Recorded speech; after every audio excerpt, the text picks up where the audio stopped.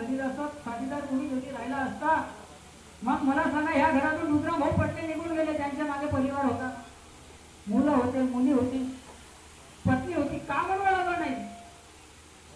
का म्हणून अडवलं नाही? कारण की हा आमचा नाही.